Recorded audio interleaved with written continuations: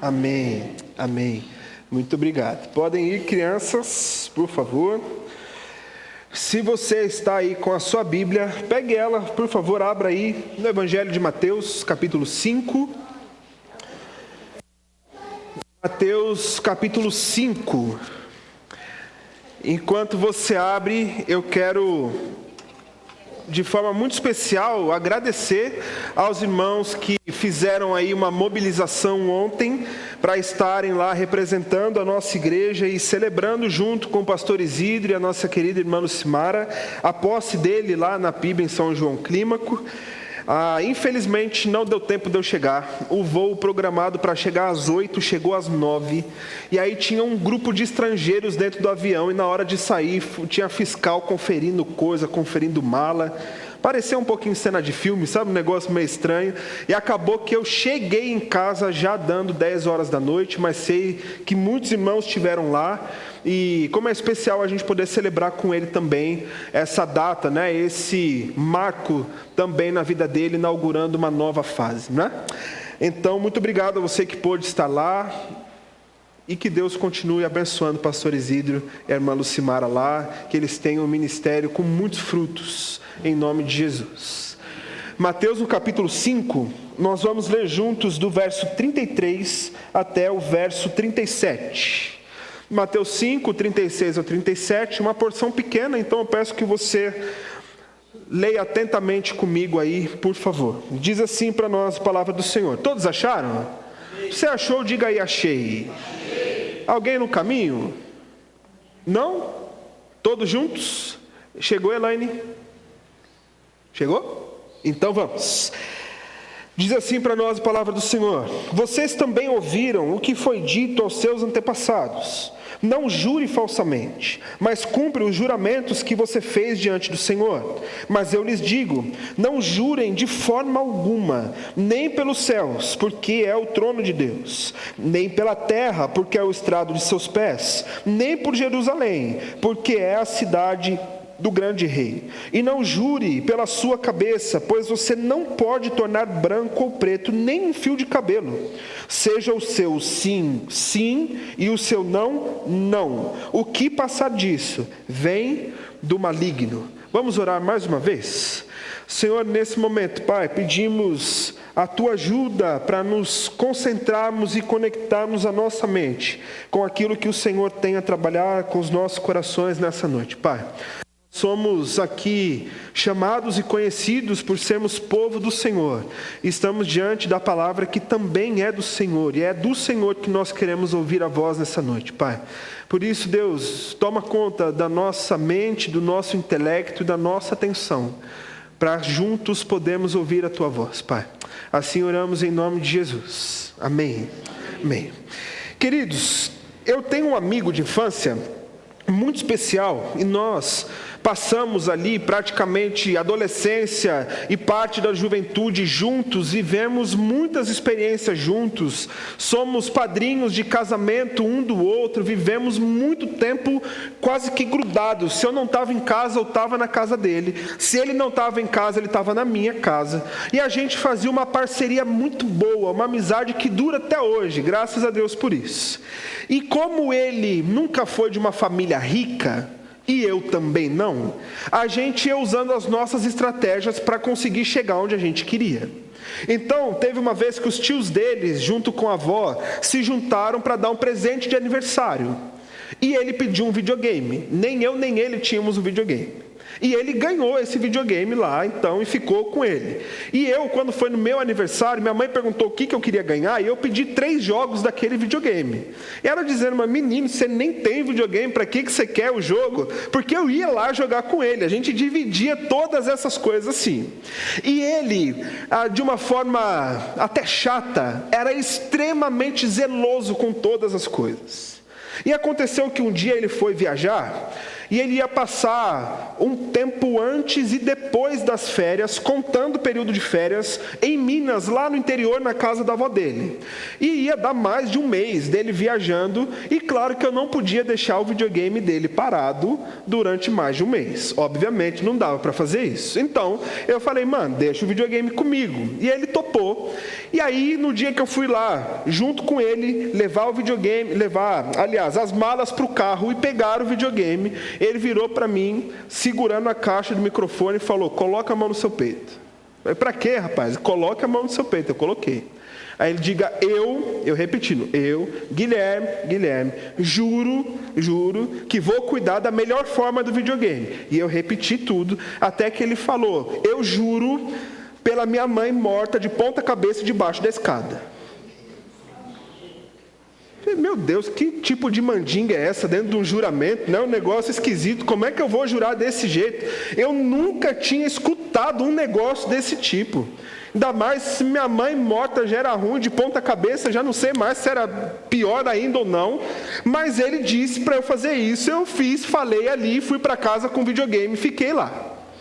Aí, é claro que, por mais que eu estava com meu coração muito sincero no meu juramento, eu com a mão debaixo da caixa do microfone, cruzei os dois dedos, né? Que é a segunda mandinga que a gente faz depois das do juramento. Aliás, é proposital essa foto. Eu não sei o que no mundo diz que fazer isso aqui te desobriga ao juramento. Que é um negócio esquisito, né? E aí, passado um tempo, eu ia ter alguma coisa na igreja que eu não me lembro ao certo, e eu com meu estojo de baquetas, que para mim aquilo ali era um tesouro particular, e um menino que tocava comigo, um outro adolescente, não tinha baqueta e me pediu emprestado o estojo de baqueta. Eu fui, emprestei, e aí eu pensei, bom, se eu fiquei impactado com aquele juramento, ele vai ficar também, né? E aí eu fui levar o estojo de baqueta e fiz a mesma coisa, bote a mão no seu peito. E para quê? Bota a mão no peito. E fiz jurar pela mãe dele embaixo da escada de ponta cabeça. E aí o pai dele que estava do lado parou e falou assim, não, Gui, para. Crente não pode jurar. Não se jura. A gente diz diante de Deus. Como se fosse uma diferença gigantesca. Então digo, eu diante de Deus prometo que vou cuidar das suas coisas. E acaba que a gente fica vivendo esse misto de nomenclaturas e de coisas que, por um lado, alguns entendem que não podemos fazer juramento de forma alguma, porque é um grande problema, e por outro lado, nós queremos jurar por todas as coisas. E aí, quando a gente quer dar uma seriedade com o que nós estamos falando e querendo dizer, a gente começa a misturar um monte de coisa, e aí chega lá no ápice que nós dizemos, eu juro por Deus que eu vou fazer alguma coisa. Para dar ênfase de verdade. Eu juro por Deus que eu vou em tal lugar para você. Eu juro por Deus que eu vou fazer tal coisa para você. Porque a gente quer trazer justamente essa entonação de uma coisa inegociável. Aliás, o cantor Leonardo, para quem gosta do sertanejo, ele zerou a vida cantando uma música dele, né? Que ele diz, eu juro por mim mesmo, por Deus e meus pais. Ele juntou toda coisa para prometer o amor a outra menina. Por mim mesmo, por Deus e meus pais. Eu juro com todas as minhas forças. E o que eu queria provocar você é justamente de entender, ou de você se perguntar, você já parou para pensar, por que é que frequentemente a gente precisa apelar para os juramentos? Você já se perguntou por que quando alguém faz uma promessa, firma um compromisso, a gente precisa exigir esse juramento para conseguir validar o negócio? Já se perguntou de onde vem esse negócio? E se você não tiver uma resposta mais ou menos desenhada na sua cabeça, eu queria te ajudar essa noite para dizer a você que no fim das contas, nós só fazemos juramentos e apelamos para jurar por todas as coisas do mundo, porque dentro da nossa inclinação ao pecado, nós sabemos que nós constantemente estamos extremamente dispostos a negociar a nossa palavra. É porque não é uma, nem duas, nem três vezes que nós estamos abertos para negociação da verdade, seja para o outro, quanto para nós mesmos. o valor da minha palavra para mim, o valor da minha palavra para o outro. E nós apelamos para então termos que jurar. E aqui entre nós, na maioria das vezes, até com juramentos, as coisas não caminham muito bem para o mesmo lugar. Porque nós estamos o tempo todo dispostos a negociar a verdade e as nossas palavras. E é nessa direção que John Stott escreve dentro do seu livro uma frase que eu achei muito interessante, quando ele diz aqui: fazer juramento é, na verdade, uma confissão patética da nossa própria inclinação à desonestidade. Nós já sabemos, nós já contamos com ela. E então, fazemos os juramentos para conseguir trazer um tom de verdade para o que nós estamos dizendo e para as coisas que nós estamos envolvidos. E é aqui, meus irmãos, quando nós pensamos no nosso compromisso com a verdade, que Jesus quer trabalhar o nosso coração, e trabalhou o coração daqueles que estavam ouvindo na época em que ele disse isso. Você se lembra que os capítulos 5, 6 e 7 de Mateus, eles são destinados ao que nós chamamos de Sermão do Monte, ou então o Grande Sermão, que basicamente foi um momento em que Jesus, reunido com os seus seguidores, sentou com eles para trazer algumas orientações sobre como é que os seus discípulos, os seus seguidores deviam segui-lo. E nesse começo do capítulo 5, Jesus vem de forma muito proposital acertar alguns pontos que na sua época já estavam um tanto quanto fora do caminho que ele desejava. Por isso ele vem trazer e aplicar as leis que o povo já vivia. Você sabe que o povo judeu, do início pelo menos do Novo Testamento, ainda vivia sob as leis de Moisés. Eles tinham mestres, eles tinham escribas, tinham os fariseus, os saduceus, um monte de gente para ensinar, para guiar, para ir trazendo. Só que ao longo do tempo, as distorções foram chegando e os equívocos sobre o ensino da lei foram sendo espalhados por onde quer que houvesse um povo que se submetesse à lei. Por isso é que um pouco antes, depois desse parágrafo que nós lemos, desse trecho, Jesus vem justamente para explicar: gente, eu não vim aqui para abolir essa lei, não. Eu não vim tirar importância daquilo que o Pai já trouxe para vocês desde o início desse povo como uma nação. Mas eu estou aqui meio que para trazer vocês ao ponto certo aonde vocês precisam estar. E por que então juramentos? Porque a lei de Moisés falava e regulava questões a respeito do juramento. E dentro de uma lei que trazia para o povo uma obrigatoriedade ou um apelo em nome de Deus à verdade, estava sendo usado pelos mestres da religião para conseguirem de alguma forma validar mentiras. E aí classes de juramentos foram sendo espalhadas, formas de jurar, objetos aos quais eu poderia jurar, e normas para que eu não tivesse que cumprir muito bem aquilo que eu jurei em nome de alguma outra coisa. E é por isso que Jesus então pega esse povo e conduz de volta ao olhar do objetivo inicial da lei: trazer o seu povo a um compromisso inegociável com a vontade de Deus, honrando a Deus pela sua verdade. Então, nós honramos a Deus enquanto falamos a verdade. Nós enaltecemos, exaltamos, louvamos o nome de Deus quando nós cumprimos com esse voltar a uma vida que preza pela verdade, a uma vida que não negocia os seus princípios mais básicos, porque tenha certeza disso, basta você basear ou você tentar negociar um princípio básico, quase imperceptível, é a porta de entrada para que você comece a negociar todos os seus princípios, todos eles. E então, Jesus nos apresenta que quando nós falamos a verdade, nós honramos o nome de Deus de algumas formas. E o primeiro é honrar a Deus como sendo o elo de conexão com o próximo. Você pode dizer comigo, por favor? Meu elo. O verso 33, se você ainda está lá, olha comigo. Vocês também ouviram o que foi dito aos seus antepassados: não jure falsamente, mas cumpra os juramentos que você fez diante do Senhor. É a partir dessa base da lei de Moisés que Jesus começa a trabalhar, e o texto que Jesus está falando está em Levítico no capítulo 19. Quando você olha ali uma seleção praticamente que pega do verso 8 do capítulo 19 até o verso 18 do capítulo 19 de Levítico, Deus está trazendo leis para trazer uma regulação para a vida do povo, agora não mais pelos sacrifícios, pelo culto, pelas ofertas, mas trazendo de alguma forma uma orientação para o povo enquanto vivendo em comunidade.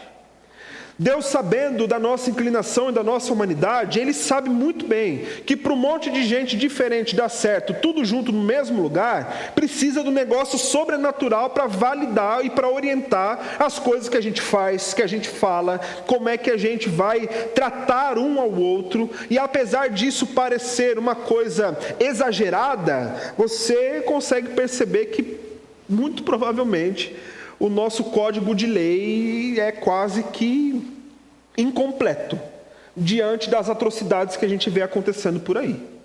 Parece que cada vez surge um novo tipo de crime, um novo tipo de comportamento, uma nova abordagem que ninguém esperava e precisa toda hora ter que ficar regulando, inclusive dizer para alguém: se você matar outra pessoa, você vai ficar preso, você não pode. Se você roubar outra pessoa, não pode, você vai preso. São instintos tão básicos e questões tão básicas que ainda assim precisam de leis, e tendo leis, a gente vê por aí o tempo todo. Então não é exagero ou de se espantar que Deus desde o princípio tivesse mesmo que trazer algumas regulações para que a gente pudesse entender como é que a gente convive junto. E no verso 12 do capítulo 19 de Levítico está escrito: não jurem falsamente pelo meu nome, profanando assim o nome do seu Deus. Eu sou o Senhor. É sobre esse trecho que Jesus está trazendo e moldando no coração daqueles que estão ouvindo. Porque o objetivo do mandamento, inicialmente lá no livro do Levítico, não era proibir o juramento. Não é essa a ideia. Deus não está dizendo não jurem, não façam juramentos. Mas Deus está dizendo não jurem no nome de Deus, profanando aquilo que Ele mesmo é.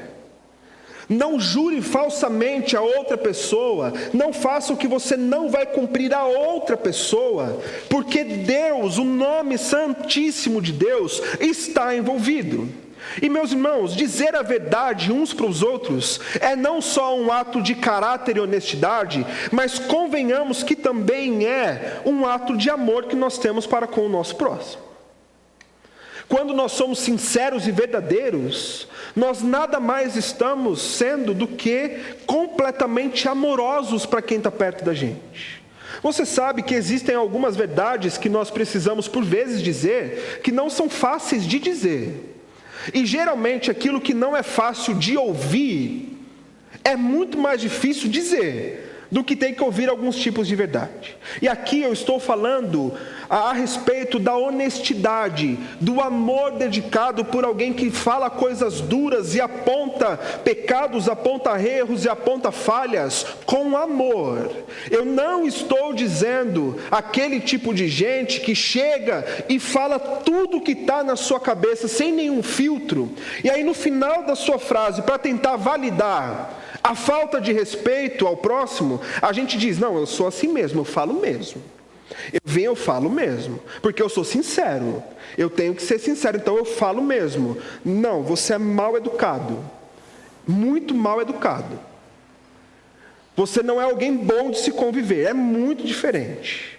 Porque dentro desse curto período meu de vida e de experiência, a maioria das pessoas que são completamente sinceras e não guardam nada no seu coração, toda vez que eu cheguei e tive que repreender, começam a chorar e ficam com raiva. Porque falar sem filtro é muito bom, mas ouvir a verdade dói no nosso coração. Nós não estamos falando nesse tipo de falsa verdade que vem tentar colocar ao outro algo que está no nosso coração e de forma mal educada ofender ao próximo. É a verdade pura, é aquela verdade que nós falamos dedicando amor aos outros. E se Deus preza assim pela verdade nesse nível, significa também dizer que quando nós mentimos, apelamos à mentira de forma consciente, nós estamos cumprindo aquilo que é um ato contrário ao amor a outras pessoas. Eu não sei se você já ouviu dizer isso em algum lugar, mas você sabe qual é o contrário de amor? Qual é o contrário de amor? Alguns dizem que é ódio, que é raiva, mas esse não é o contrário do amor. O contrário do amor é a indiferença. O contrário do amor é a indiferença. Enquanto eu dedico amor a uma pessoa, a um irmão, quem está perto de mim, eu trato com zelo, eu trato com amor, eu trato com cuidado, eu trato com carinho, eu me aproximo, eu quero estar junto. Mas aqueles a quem eu não amo e não tenho intenção de amar, eu simplesmente trato como se nem estivesse no mesmo ambiente. Eu derramo sobre a minha indiferença sobre o outro, a ponto de que as suas dores, as suas angústias, os seus lamentos, o momento de vida em que tem sido vivido, não sirvam de nada e não me afetem em absolutamente nada. Porque tanto faz, é indiferente. Da mesma forma como somos chamados a olhar com zelo para a verdade, nesse elo de amor aos outros, honrando o nome de Deus, pelo nome de Deus, que Ele mesmo é a verdade e Ele mesmo é o amor, nossos olhos também são abertos a entender que uma vida de mentira é diretamente oposta ao que se espera de um discípulo de Jesus. Aceitar ser mentiroso, viver como enganador, ser alguém cujas palavras não têm nenhum tipo de valor, é ofensivo ao nome de Deus e ao próprio ser de Deus, diretamente. E é incrível, irmãos, como nós nos acostumamos já, e sejamos honestos, que nesse meio que nós vivemos, nessa cultura doida que nós vivemos, nós agora temos um fenômeno sociológico dentro dos nossos ciclos, que é chamado de um fenômeno da pós-verdade, em que nada daquilo que é concreto necessariamente é verdade. Porque a verdade não está mais ligada aos fatos e à realidade. A verdade está ligada aos meus sentimentos. Então, se eu olho para essa caneca e eu digo que ela é branca com alguns detalhes pretos e tem água dentro, eu estou dizendo a verdade? Sim. Mas se levanta alguém no nosso meio para dizer assim, não, essa caneca, na verdade, considerando que não seja um irmão daltônico, obviamente. Essa caneca, ela é vermelha, com detalhes amarelos e dentro dela tem café. Por ser eu que estou usando a caneca, talvez você considerasse uma hipótese do café estar aqui dentro. Mas fora aquilo que é subjetivo, porque você não está vendo, aquilo que é concreto está aos nossos olhares, começam a tomar uma outra proporção, porque aí chega o miserável para olhar para isso aqui e dizer, não, a minha verdade é que isso aqui é amarelo, é vermelho, com detalhes amarelos. A minha verdade é essa. Não existe mais absoluto, não existe mais concreto. Agora tudo é relativo e depende do meu estado de vida, depende do meu estado emocional. As coisas são negociáveis, as situações não são concretas e verdadeiras, aquilo que chamam de orientação sexual não é mais concreto e verdadeiro. Tudo o que você quiser está valendo, porque no fim das contas é a minha verdade. Então na minha verdade ninguém mexe. Em nome de Jesus, se você tem qualquer tipo de inclinação a esse tipo de minha verdade, ou se você escuta, inclusive, ditos pastores que vêm aos púlpitos para dizer, viva a sua vida do jeito que você quiser, porque aquilo que você está preso não é pecado, a sua verdade é que você vive a sua vida e é pecado para você o que você quer. Se você vive esse tipo tipo de coisa, escuta esse tipo de coisa, repreenda em nome de Jesus, porque isso é de Satanás. Nós nos acostumamos tanto com essa rotina, que nós também estamos acostumados a negociar a nossa palavra de forma muito simples e muito fácil. Nós estamos acostumados a, por exemplo, fechar compromissos sem a menor intenção de cumpri-los. Nós estamos acostumados a fechar compromissos já planejando os instantes antes da hora do meu compromisso, a história que eu vou inventar para eu não ir, a situação que eu vou criar para eu não ter que estar lá, de forma que eu me comprometo com uma palavra tão firmada de sei lá que forma, que isso se torna um hábito tão grande que na verdade ninguém vai mais confiar em você para nada. A nossa geração, queridos, tem vivido esse momento ou esse fenômeno do vou ver e te falo. Quem nunca fez isso? Chega alguém que você vê na rua, e eu confesso meu pecado aqui, eu luto com isso também para não deixar para depois e esquecer. Você passa por alguém na rua, olha, tudo bem, vamos fazer tal coisa? Não, vamos sim, quando? Eu vou ver e te falo, peraí. E você sai andando sem a menor pretensão de ver. Está amarrado em nome de Jesus. É o meu?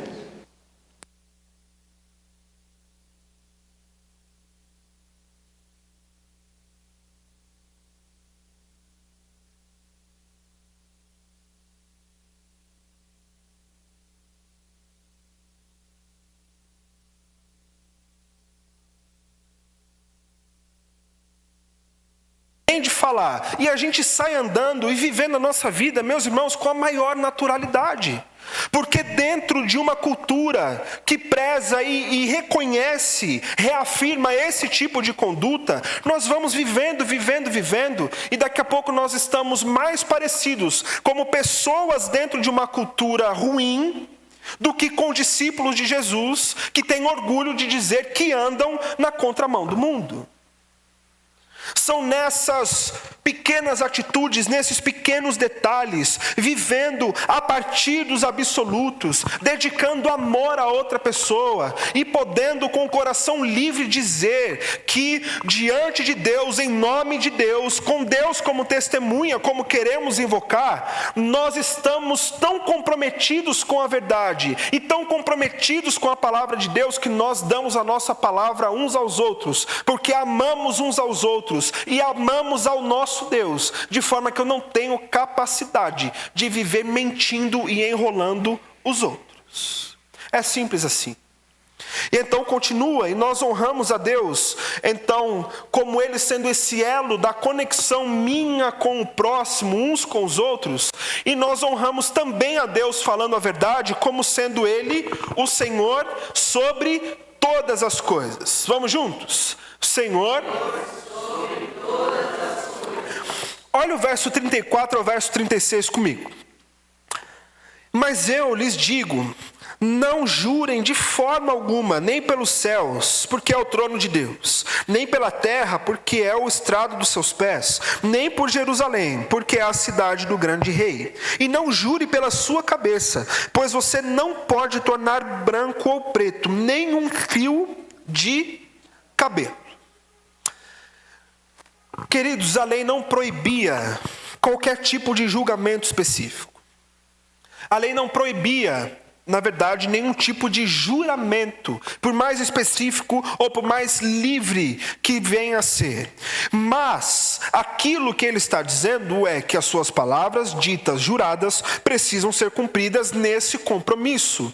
E então a gente tende a olhar para esse trecho e dizer, é proibido jurar.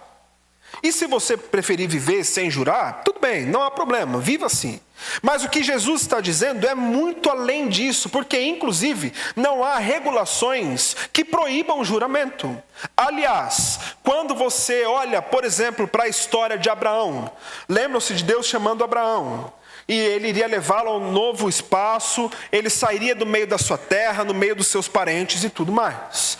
Olhando para aquele episódio, o autor aos Hebreus vai nos lembrar, no capítulo 6, o seguinte: quando Deus fez a sua promessa a Abraão, por não haver ninguém superior por quem jurar, Deus então jurou por si mesmo que cumpriria a promessa que estava fazendo a Abraão.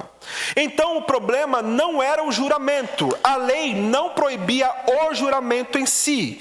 Então o que faziam os judeus farisaicos dessa época com os juramentos? Eles foram criando camadas, classificações de juramentos a serem feitos. Então, se eu jurasse pelo nome de Deus, eu estava obrigado a cumprir o que eu jurei. Se eu jurasse pelos céus, eu não estava tão obrigado assim, porque afinal de contas não foi o nome de Deus que eu evoquei. E quando a gente fala isso em voz alta, ou escuta isso em voz alta, não parece até um negócio meio ridículo? É meio ridículo pensar assim, mas é o jeito que eles estavam fazendo. Então eu juro por isso, eu juro por aquilo, eu juro pela minha mãe morta debaixo da escada de ponta cabeça. Não estou obrigado a cumprir, apenas estou obrigado a cumprir aquilo que eu falo então em nome de Deus. O alerta de Jesus nesse trecho é tão simplesmente para mostrar que não existe nada pelo qual a gente possa jurar que já não seja de Deus. Eu não estou obrigado a falar a verdade e a cumprir com os meus juramentos porque eu evoquei o nome de Deus. Eu estou obrigado a falar com a minha verdade, ainda que eu jure pelo chão que eu estou falando, pela coisa mais trivial que você pense. Qualquer tipo de juramento já está sob algo que é de Deus. Por isso não adianta jurar pelos céus porque já é dele. Não adianta jurar sobre outra coisa porque já é dele. Inclusive, jurar por si mesmo, que não tem nenhum tipo de poder com o seu próprio corpo, até os fios da nossa cabeça, são dele. Ele é dono de todas as coisas. Tudo o que um crente fala, vive, faz, pensa, já está sendo colocado em nome de Deus. Por isso o alerta de Jesus e o que ele trata com a gente não é que a gente crie outras fórmulas para serem mais obrigatórias, mas a vontade dele para a gente é que a gente não arrume algum meio, algum meio de flexibilizar o nosso compromisso, a nossa palavra e a verdade. Em outras palavras, você nem precisa jurar, porque você vive baseado naquilo que é a verdade. Com ou sem juramento, as suas intenções precisam ser aquelas que você está trazendo ao outro. Com ou sem juramento, fazer um compromisso é sinal de que eu tenho não só a intenção, como eu vou dedicar os meus esforços em cumprir aquilo que eu estou me comprometendo em fazer, porque a nossa vida, desde o nosso caráter transformado ao nosso testemunho de vida e em amor a Deus, precisa ser completamente a verdade, porque inclusive o nosso Deus é dono da própria verdade. Não adianta procurar saídas, não adianta procurar caminho. Ele é o Senhor sobre todas as coisas. E eu posso dizer, eu vou fazer, me comprometo, porque eu sou filho dele. E eu quero ser como ele foi.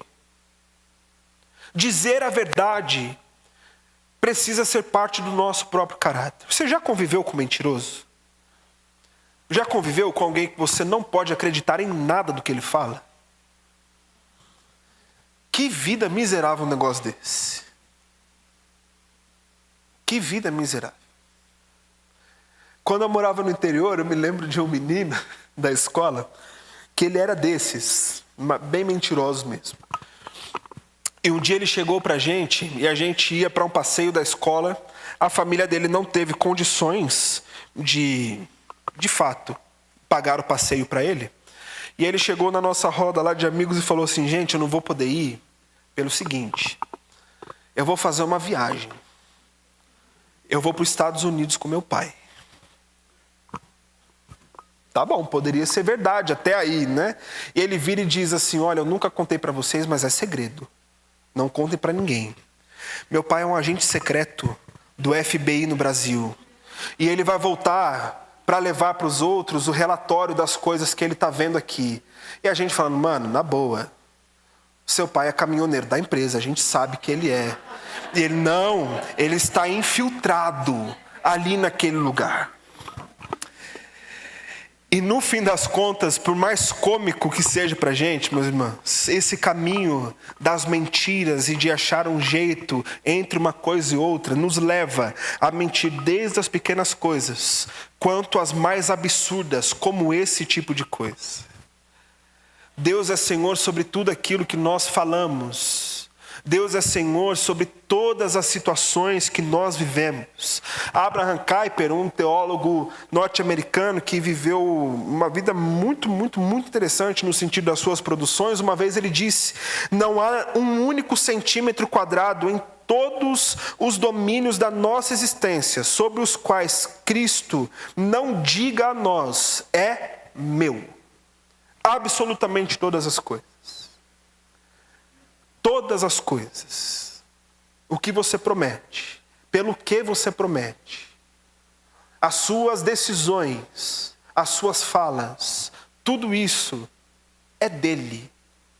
Não queira achar intermediários, porque os intermediários que você tentar jurar serão dele.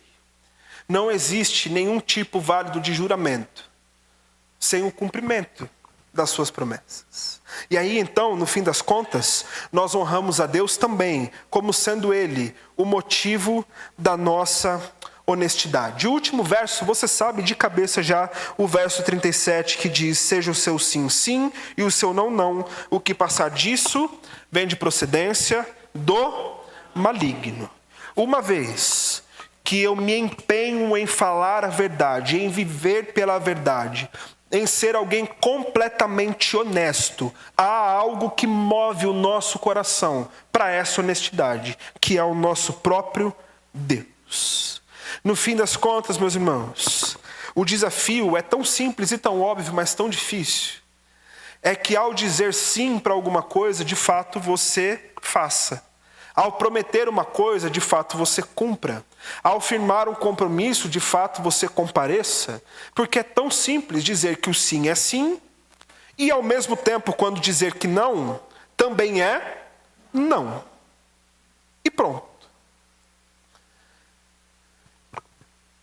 Como é que a gente trabalha esse tipo de coisa?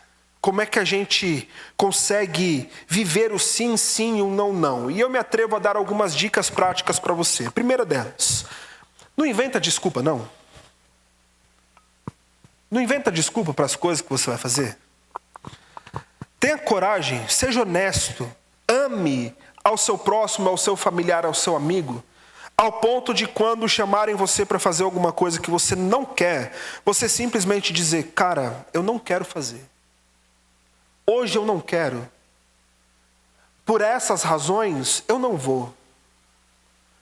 Ou então, quando você quiser alguma coisa, de fato chegue e diga que você quer aquilo lá. Tente não criar os rodeios, as meias-verdades, as situações falsas, as urgências que não existem, aos atendimentos que você não atende porque você não quer atender. Seja honesto. Diga para alguém: eu não posso pagar, eu não posso atender agora. Me desculpe, eu não posso atender. Se você for íntimo da pessoa, fala: cara, eu não quero conversar. Tudo bem para você? Eu com o pastor Emanuel Shoa, nós temos essa nossa amizade tão grande, a ponto de que nós temos esse combinado. Quando um não quer uma coisa, a gente fala diretamente que não quer. Então, se você olhar as nossas conversas do WhatsApp, parece a maior grosseria do mundo. Mas, na verdade, é o nosso combinado um com o outro. Que eu falo: cara, vamos não sei aonde? Não estou afim, não vou. Simples assim. O que você acha de tal coisa? Ah, eu não quero falar disso não. Simples assim. Ao nosso olhar, ao nosso ouvido, à nossa leitura, é grosseiro você dizer alguma coisa assim. Mas é honesto e é amoroso. É falar a verdade e dizer a verdade. Dizer para alguém a quem porventura você esteva devendo e dizer assim: olha, eu comprei, eu queria pagar, eu não tenho como pagar, eu estou numa enrascada, me desculpa, o que é que eu posso fazer? Mas seja honesto. Quando necessário, diga mesmo a outras pessoas: olha, eu falei mal de você sim às outras pessoas. Eu não estava num bom dia, várias situações estavam acontecendo comigo. Eu tive diversas situações e com a minha cabeça quente, num ato mesmo aqui de não pensar, eu fui e falei isso mesmo de você para outra pessoa. Não é um ato de coragem impensado, não. É um ato de honestidade. E eu posso dar um testemunho a vocês de um irmão nosso que me autorizou a dizer isso à igreja. Alguém chegou e me disse que ouviu alguma coisa em algum lugar, e eu cheguei nesse irmão e disse: um irmão fulano disse isso. E a pessoa completamente envergonhada, mas arrependido e honesto, falou: pastor, eu falei mesmo. Falei. Eu estava numa semana assim, que eu vivi isso aqui, eu estava com a cabeça muito quente, e aquilo nem tinha nada a ver com você, mas eu falei isso mesmo de você. Você pode me perdoar? Meus irmãos, como isso é libertador. Para quem ouve e para quem fala. Porque depois de uma conversa desse tipo, você dá um abraço na pessoa e você toca a vida, sabendo que ainda que a pessoa fale mal de você, na hora, em um momento ele vai chegar e vai confessar aquilo. E como eu queria voltar alguns anos atrás, em vezes que eu também me descontrolei e falei de uma ou outra pessoa, e ter a oportunidade de dizer assim: olha, eu não devia, mas eu fiz, você pode me perdoar? É sincero, é honesto, é verdadeiro. E o problema é que nem sempre ser verdadeiro e honesto é cômodo e é fácil para a gente. Mas quem disse que a vida vai ser em qualquer situação?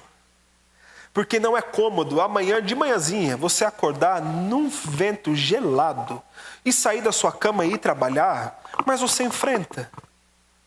Não é cômodo você juntar as suas contas de um lado e o aplicativo no banco do outro lado, e sabendo que tantas coisas você precisa fazer, mas você tem que abrir mão para ir pagando as suas contas, mas ainda assim você faz.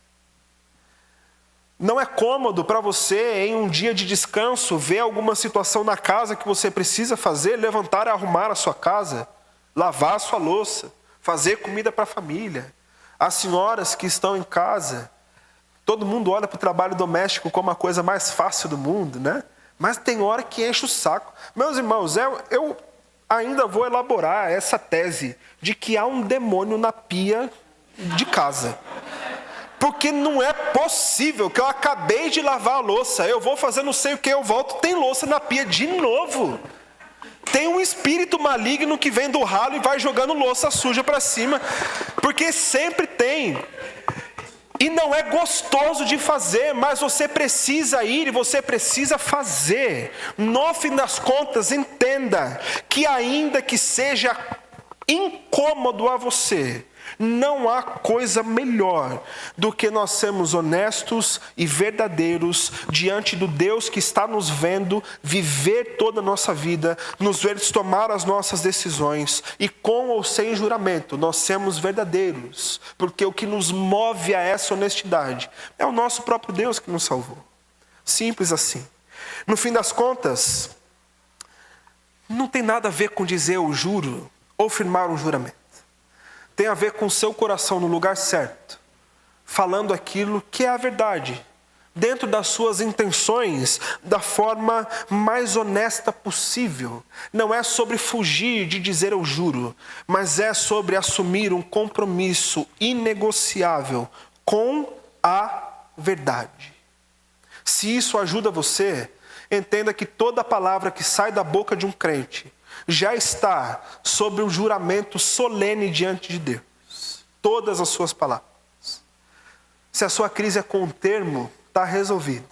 Faça, opte por viver um compromisso inegociável com a verdade. Honre a Deus com a verdade. Viva uma vida honesta e tenha certeza absoluta que você não vai se arrepender de forma alguma. Não seja enrolão, não seja mentiroso, seja honesto. Trabalhe com as suas possibilidades. Simples assim. Que Deus transforme e molde o nosso coração, para que esse compromisso com a verdade seja presente em nós, a ponto de, quem sabe, acho um pouco difícil, mas voltar ao tempo do meu avô, talvez ao tempo de alguns irmãos aqui, onde a palavra de um homem não precisava nem de uma assinatura no contrato, era simplesmente a palavra de um homem. Para fechar, acho que já contei a vocês, mas meu avô, um bom sergipano, viajava em algumas épocas do ano para o Sergipe. Em uma das suas idas, ele encontrou um Zé lá no bar e o Zé vendeu uma Brasília para ele. E ele foi para lá de Kombi e voltou com uma Brasília, que era mais nova e tal. Quando chegou em casa, diz meu pai, que minha avó disse, da onde você tirou dinheiro para comprar esse carro? Ele falou, não, eu não comprei não, eu não paguei ainda. Mas eu prometi que daqui a 6 meses eu volto com dinheiro. Então, daqui a 6 meses a gente viaja de novo. Não tinha celular, não tinha telefone. Talvez tivesse o endereço, mas quem garante que o seu endereço é seu mesmo? Por isso hoje temos comprovante de residência, não tem para onde fugir. E passados os 6 meses, não é que meu avô pegou o dinheiro, voltou para o Sergipe e pagou o Zé lá no bar dele pela Brasília que ele levou? O ponto que a gente vive é tão crítico que olhar para a história de alguém que cumpriu com a sua palavra é estranho e não é comum. Que você seja esse ponto de mudança. Se arrependa em nome de Jesus. Vamos orar? Se você puder, fique de pé. E oremos. Deus, nesse momento, Pai, nós colocamos o nosso coração diante do Senhor, sabendo, Pai, que nós erramos muito, muito mesmo, Pai. Ó Deus, as situações do nosso dia a dia, as pressões que nós sofremos, em muitos momentos parece que nos levam, Senhor, nos empurram para nós inventarmos alguma história, para nós distorcermos os fatos.